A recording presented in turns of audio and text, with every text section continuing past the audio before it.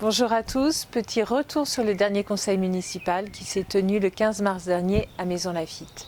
Alors, durant ce conseil, nous avons tout d'abord parlé budget au travers du rapport d'orientation budgétaire qui nous a permis de voir notamment l'impact de la crise sanitaire dans les comptes de la ville et notamment en recettes de fonctionnement puisqu'on a une baisse des recettes de fonctionnement et une augmentation des dépenses de fonctionnement. Ce rapport d'orientation budgétaire est très important puisqu'il permet de donner la direction, les grandes lignes que nous retrouverons dans le cadre du budget primitif pour 2021 qui sera voté le mois prochain. L'un des temps forts, à mon sens, de ce conseil portait sur une délibération en matière d'urbanisme. Ce n'est pas faute d'alerter la mairie depuis des mois et même des années sur les programmes immobiliers qui aujourd'hui sortent de terre et que nous voyons en centre-ville, qui enlaidissent notre ville, nous créent énormément de désordre, notamment en matière de circulation. Et il était temps que la mairie réagisse face à cet appétit débordant des promoteurs immobiliers qui veulent grignoter notre ville. Alors pour ce faire, la mairie a choisi de prendre un outil juridique du Code de l'urbanisme et d'utiliser une sorte de sursis à statuer de 2 ans.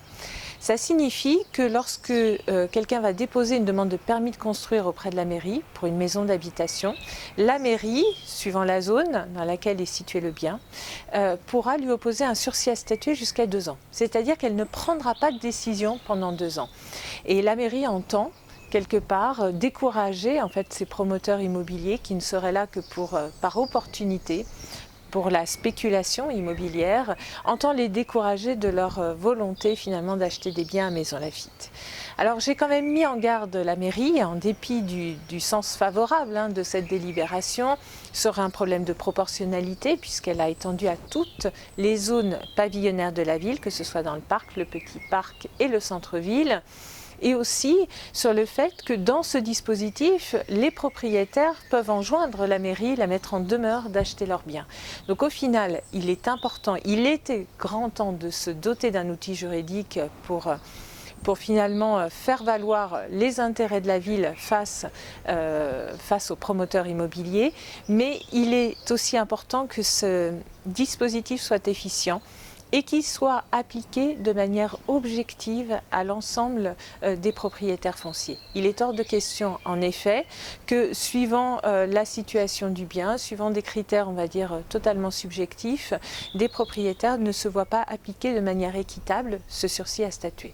Donc c'est une affaire à suivre. Je suis assez dubitative sur le choix du dispositif, mais je l'ai souligné, et c'est la raison pour laquelle j'ai validé cette délibération en votant pour, c'est qu'il était temps de réagir et nous ne sommes pas la première commune à nous doter d'outils juridiques à l'encontre finalement de ces lois de densification que nous avons aujourd'hui des villes et des centres-villes. Donc c'était un point important. Et puis ma question, dans la droite ligne de toutes ces problématiques liées aux constructions de ces nouveaux immeubles, j'ai souhaité, au travers de ma question, alerter la mairie sur le nombre de croissants de Manceauniens attendus à l'horizon 2025 ou 2030 dans notre ville. Je leur ai posé 2 questions. Le nombre de nouveaux Manceauniens qui habiteront la ville à l'issue de la construction de tous ces programmes immobiliers. Et ainsi, je leur ai demandé s'ils avaient un plan d'action permettant finalement d'accueillir ces nouveaux Manceauniens qui seront là. Donc autant bien les accueillir en termes d'équipements sportifs, équipements scolaires, en termes de voirie également, puisqu'on le voit, nous avons beaucoup de problèmes de circulation d'ores et déjà dans la ville. Et donc les services ont été amenés à travailler sur cette question préalablement au conseil municipal. Alors je vous livre les réponses qui m'ont été données. L'évaluation qui a été faite par le service de l'urbanisme serait de l'ordre de 1173 nouveaux habitants à l'horizon 2025. Alors dans ce calcul, bien évidemment, la mairie a retranché certains biens détruits, n'a pas forcément pris en compte tous les programmes qui aujourd'hui ne sont pas sortis de terre, mais c'est déjà une indication et c'est un moyen de leur faire prendre conscience que ce n'est pas neutre, puisque la population de Maisons-Laffitte n'a pas bougé depuis des décennies. Donc c'est une mini-révolution en matière de population qui amène à avoir une vraie réflexion sur la façon d'accueillir ces nouveaux Manceauniens. Et malheureusement, je ne cache pas ma déception puisque, a priori, il n'y a pas de plan d'action qui est prévu. La volonté du maire est de se reposer sur la capacité d'accueil des équipements existants. Et en termes de circulation, n'a pas caché son inquiétude, il faut le dire, sur les problèmes de circulation que ça pourrait générer. Voilà, donc je pense que la question était importante, ça correspond à une inquiétude dont vous me faites part régulièrement. Ça a amené les services publics à s'interroger sur cette question et j'espère à prendre les bonnes mesures pour que ça se passe au mieux. Alors n'hésitez pas à me faire part de vos inquiétudes, de vos questions. Sachez qu'elles sont importantes pour moi et que je ne manquerai pas de les porter haut et fort pour défendre vos intérêts.